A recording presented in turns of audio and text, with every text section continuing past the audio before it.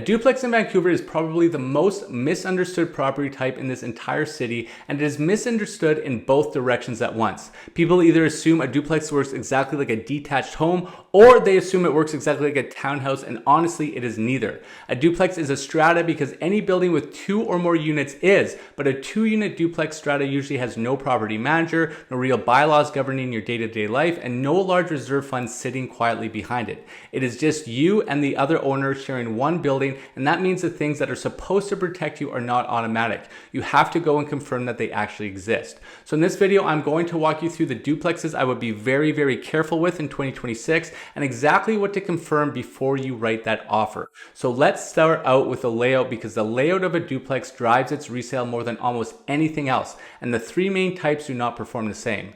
The one most buyers actually want is the side-by-side duplex. You share one wall with your neighbor, you have your own front door, and very often you get an open main floor that flows straight out into your backyard. It lives like a detached home, and that is exactly why buyers will pay up for it. The front and back duplex is a different experience. One usually sits in the front of the other, they share perhaps a driveway, and depending on the layout, the back unit can feel clunky with a longer walk-in, less light at the front, and a yard that is broken up. And then there is the up and down split where one unit sits above the other. The thing to watch there is the elevation and the stairs, because depending on how high the building sits, you can be climbing a long run of exterior stairs just to reach your own front door, or a long run of stairs just to get to your main living area, and that quietly narrows your buyer pool, especially with downsizers or anyone who has mobility issues. None of these layouts is automatically wrong, but a side-by-side and an awkward back unit are not the same asset, so make sure that the price you are actually paying matches the layout that you are getting. The next one here is very specific to 2026, and it is the brand new duplex at the very top of the price range. Right now in Vancouver, there are brand new duplexes selling well over $2 million, and in a lot of cases pushing towards $2.4 million and beyond for a single side.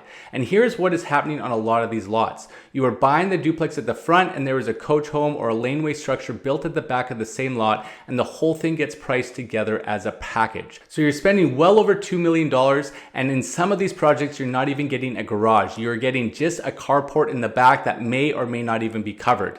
In a market that's going to stay soft for a while yet, paying the very top of the range for brand new product is the most exposed position you can be in, because brand new always carries the fullest price and is the first thing to reprice when the market gives a little. That brings me straight to the part of the brand new duplex that most buyers do not price in at all, which is the GST. When you buy a brand new home, you pay 5% GST on top of that purchase price. On a resale home, one that somebody has already lived in, you do not pay it. There is a federal rebate, but you have to understand exactly how it works. It is aimed at first-time buyers, and it fully applies on new home price up to $1 million. It phases out gradually between $1 million and $1.5 million, and above $1.5 million, there is no rebate whatsoever. So take one of those brand new duplexes priced at over $2 million. There is no GST rebate available on it, which means you're paying the full 5%, and 5% of $2 million is $100,000. That $100,000 typically gets added on top and rolled into your mortgage, so you're financing it for the next 25 or 30 years, and it comes straight off your return whenever you sell. This is why I tell clients to look hard at duplexes that are 1 or 2 years old. Instead, you get essentially the same building, somebody else has already absorbed the GST, the price has already had its first reality check, and you keep that $100,000 working for you instead of against you. The next thing to look at is the bedroom layout, and this matters more on a duplex than people think. A lot of duplexes are built with the living space on the main floor and just 2 bedrooms on top, and a 2-bedroom home has a real ceiling on the buyer pool, because most families need 3. You want enough bedrooms in the actual living space to serve a family, and this is where an elevated duplex can really work in your favor. If the duplex sits on a large enough lot, you can have a legal suite in that duplex, and that suite does the same job it does in a detached home. It brings in income, it helps you carry the property, and it helps you qualify for the mortgage in the first place. So a duplex with a higher price tag but with a legal suite can honestly be a genuinely strong buy. An elevated price duplex with wasted lower level space and perhaps only 2 bedrooms upstairs is a very weak one, and you should not be paying the same for both. Now here's the one that almost nobody checks, and it is the one that can cost you the most, which is the insurance on the building itself. On a duplex, you and your neighbors share the structure, so somebody has to insure the structure, the replacement cost of the actual building as a shared policy, and that is separate from the contents insurance on your own unit. And here's the part people miss. Not every duplex actually has that separate strata insurance policy in place. Now here's the one that almost nobody checks, and it is the one that can cost you the most, which is the insurance on the building itself in a couple different categories.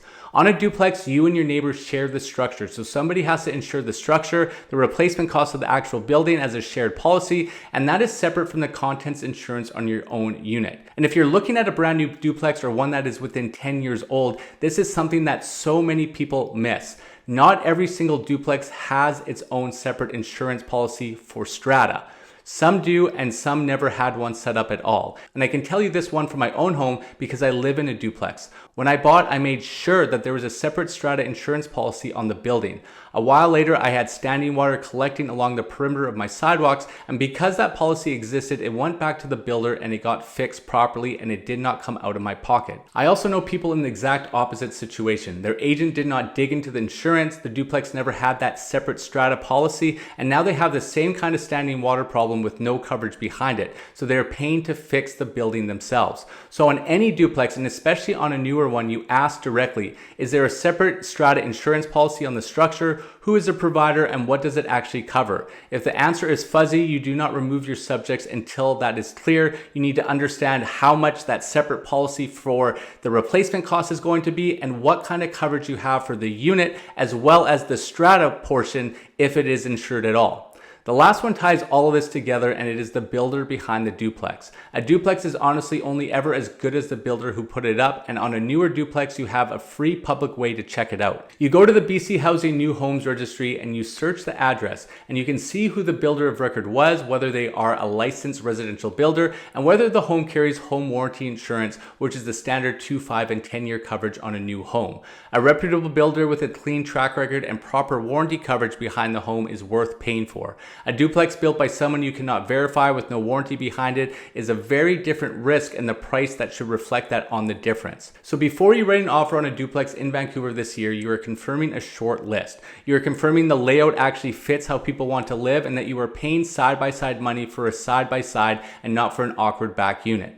You are confirming you're not overpaying for a brand new product at the very top of the range, and that you have priced in the GST instead of being surprised by it. You're also confirming that there's enough bedrooms in the living space, and that an elevated lower level is a legal suite and not just wasted square footage. And you're confirming that there is a separate strata insurance policy, and confirming what the additional replacement cost insurance policy is as well. And finally, you're confirming that the builder is licensed, verifiable, and stands behind the home. Because when you are running into a brand new product or something that is still on the 2, 5, and 10 home warranty, you have to deal with that developer or that builder, and you want to make sure that there's a good working relationship, that they will actually show up and they will actually do the work if there are deficiencies. So run that list, and a duplex stops being the misunderstood property type and becomes one of the smartest ways to own real estate in the city, especially if it has that mortgage helper.